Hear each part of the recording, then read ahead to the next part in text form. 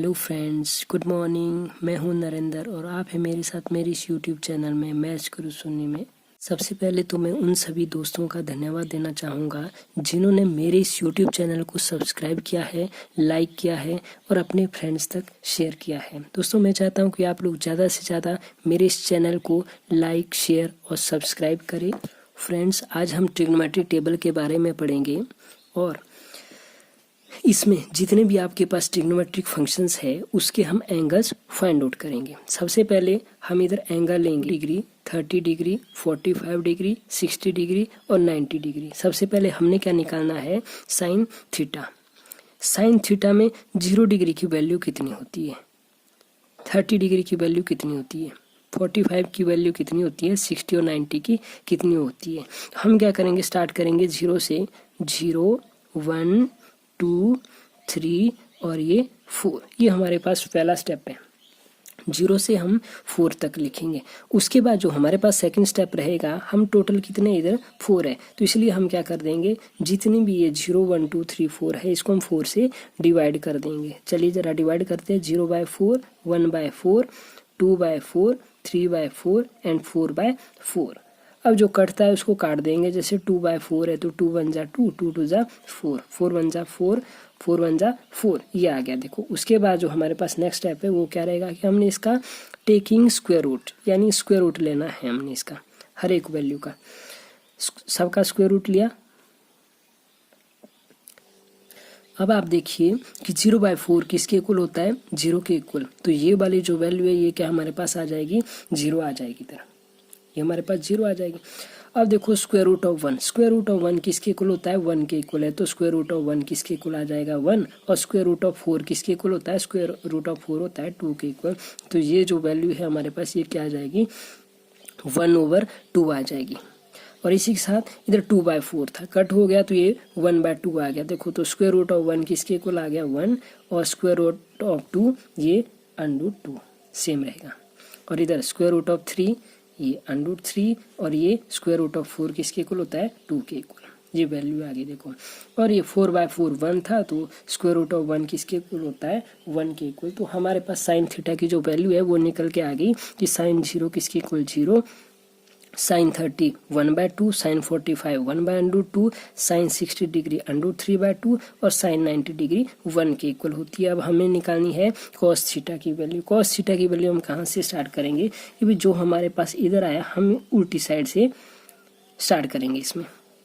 अब cos 0 degree कितनी होती है, 1। कॉस 30 डिग्री ये होती है √3/2, कॉस 45 1/√2 और कॉस 60 डिग्री 1/2 और कॉस 90 डिग्री किसके इक्वल होती है, हमारी 0 के इक्वल। यानी साइन की वैल्यू आ गई, इससे हमारे पास कॉस की वैल्यू आ गई। दैट मीन्स अब हम किसी भी ट्रिग्नोमेट्रिक फंक्शन की वैल्यू फाइंड आउट कर सकते हैं।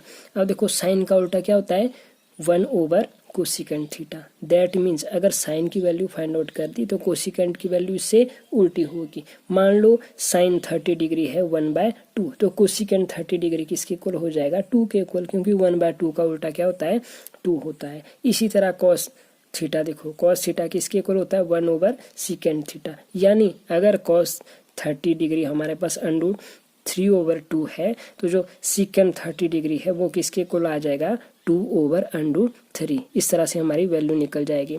और टेन थीटा की वैल्यू हम निकाल सकते हैं, किसके इक्वल होती है, sine theta divided by cos theta. और कॉट की जो टेन की वैल्यू आएगी उसकी उल्टा होगा। मान लो जैसे टेन 30 आपके पास 1/√3 होता है तो कॉट 30 किसके इक्वल हो जाएगा, √3 के इक्वल हो जाएगा उसकी वैल्यू। इसी तरह से सीकेंड थीटा किसके इक्वल होता है, कॉस थीटा के इक्वल होता है।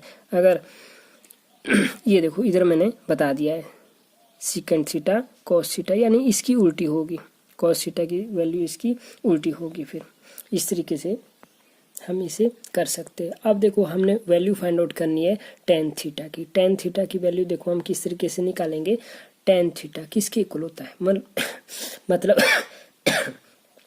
मैंने tan 0 डिग्री फाइंड आउट करनी है वैल्यू, तो ये sin 0 divided by cos 0। sin 0 की वैल्यू किसके इक्वल होती है, 0 के इक्वल, जबकि cos 0 होता है 1 के इक्वल, तो 0/0 1 किसके इक्वल आ गया, 0 के इक्वल आ गया। इसी तरह से tan 30 की वैल्यू मैंने निकालनी है, that means sin 30 divided by cos 30। sin 30 की वैल्यू कितनी होती है 1/2, जबकि cos 30 की वैल्यू होती है √3/2। तो ये देखो न्यूमरेटर है डिनोमिनेटर है, इधर ये ऑलरेडी डिनोमिनेटर में है और ये हमारे पास न्यूमरेटर में है, तो ये इससे कट हो जाएगा। हम इसको इस फॉर्म में भी लिख सकते हैं, तो ये आ जाएगा 1/√3, ये आ जाएगी tan 30 की वैल्यू। और cot 30 क्या होता है, इसका उल्टा होता है। ये देखो cot 30 ये क्या हो जाएगा, tan का उल्टा हो जाएगा। तो cot 30 की वैल्यू कितनी हो जाएगी √3। अब 1/√3 का उल्टा क्या हुआ हमारे पास √3, तो ये आगे देखो। इसी तरह से tan 45 की वैल्यू निकालेंगे हम, sin 45 divided by cos 45 that is equal to sin 45 होता है 1/√2, जबकि cos 45 होता है 1/√2। तो इससे ये वाला कैंसिल आउट हो जाएगा, that means equal to 1। tan 45 कितना आया 1। तो इसी तरह से हमारे पास cot 45 इसकी वैल्यू भी कितनी हो जाएगी 1। आपके लिए होमवर्क है कि आपने tan 60 डिग्री की वैल्यू फाइंड आउट करनी है। किसके इक्वल होता है sin 60 डिवाइडेड बाय cos 60। तो sin 60 किसके इक्वल होता है, देखो √3/2। और cos 60 किसके इक्वल होता है, इधर से चलेंगे हम, cos 60 होता है 1/2। आप इसकी वैल्यू फाइंड आउट करेंगे। और tan 90 डिग्री किसके इक्वल होता है, sin 90 divided by cos 90। sin 90 होता है हमारे पास 1 के इक्वल, जबकि cos 90 किसके इक्वल होता है 0। और 0 जब भी डिनोमिनेटर में आया है उसकी वैल्यू किसके इक्वल होती है नॉट डिफाइंड, यानी हम उस चीज़ को डिफाइन नहीं कर पाते हैं। हम किस चीज़ को डिफाइन नहीं कर पाते, जिसकी वैल्यू किसके इक्वल हो इन्फिनिटी। इन्फिनिटी मतलब अनगिनत।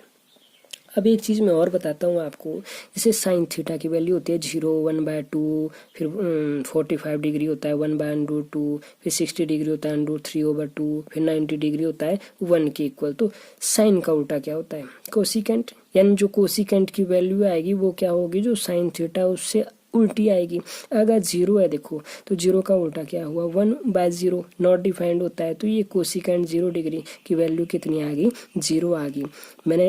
मैं पूछता हूँ आपसे कि भाई कोसिकेंट 30 डिग्री किसके इक्वल होता है, भाई जो साइन 30 डिग्री है उसका उल्टा होगा। अब साइन 30 डिग्री देखो कितना है 1/2, तो उसका उल्टा क्या हुआ इनवर्स 2। अब 45 1/√2 है देखो साइन 45। अब कोसिकेंट 45 क्या हो जाएगा, ये जो डिनोमिनेटर में न्यूमरेटर में चला जाएगा, न्यूमरेटर वाला डिनोमिनेटर में आ जाएगा, यानी √2/1 हम कभी लिखते नहीं है इसलिए √2 आ गया। इसी तरह से ये कोसिकेंट 60 डिग्री है, तो ये साइन 60 का उल्टा हो जाएगा 2/√3। सेम केस इधर भी है। अब आप लोगों ने क्या करना है कि भाई जो सीकेंट थीटा है, सीकेंट किसके इक्वल होता है कॉस थीटा का उल्टा होता है, ठीक है। तो मान लो सीकेंट कौन सी फाइंड आउट करेंगे आप लोग, सीकेंट 60 डिग्री फाइंड आउट करेंगे आप, मान लो, ठीक है। अब सीकेंट 60 डिग्री जो आपके पास कॉस 60 डिग्री है, कॉस 60 डिग्री कौन क्या होता है, ये होता है cos 60 डिग्री 2, तो उसका उल्टा क्या हुआ 1/2, यानी सीकेंट 60 डिग्री की वैल्यू क्या आ जाएगी 1/2। ये आपने इसकी वैल्यू फाइंड आउट करनी है कॉट की भी और सीकेंट की भी। क्या होगा, कॉट की वैल्यू जो tan है उससे उल्टा हो जाएगा और जो सीकेंट है वो cos की वैल्यू के उल्टा हो जाएगा। चलिए दोस्तों, आज के लिए इतना ही। आई होप आपको ये वीडियो अच्छी लगी होगी। अगर अच्छी लगी होगी तो आप मेरी इस वीडियो को लाइक शेयर और सब्सक्राइब जरूर करेंगे। Thank you. नेक्स्ट वीडियो में मिलते हैं।